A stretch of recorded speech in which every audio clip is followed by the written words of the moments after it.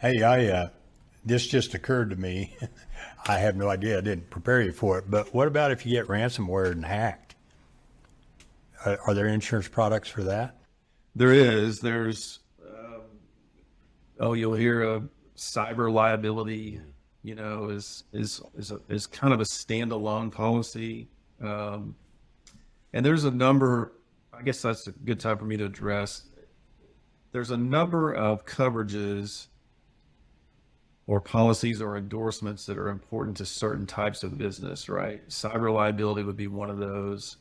Um, if they keep a lot of critical um, personal data on their clients, right, in their systems. Norman Public Schools is dealing with that right Yeah, now. for listeners, the town that both Brian, Martin, and myself live in here in Oklahoma was the public school system had a huge cyber attack with ransomware that if they all the kids are on laptops now, and then if they take that laptop home and connect to their home Wi-Fi, then it gets onto everything that's connected to their home Wi-Fi.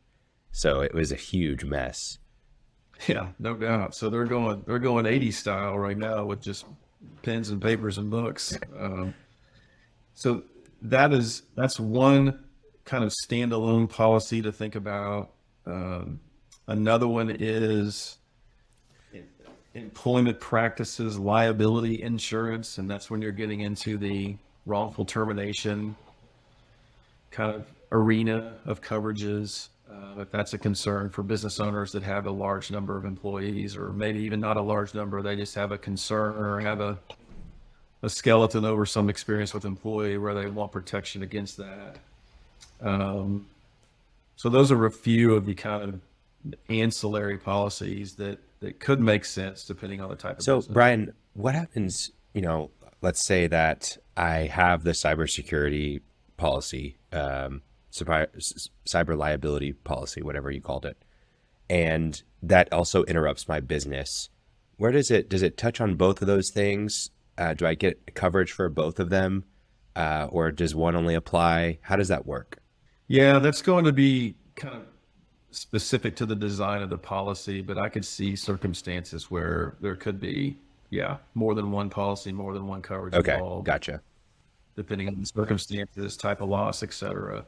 Um, another another type of coverage that's important to address, I think, you'll hear it referred to a few different ways, but errors and omissions or professional liability, a really basic example that'll make sense to people is medical malpractice, right? If my surgeon operates on the wrong leg, that medical malpractice, but that all kind of falls into that bucket of professional liability.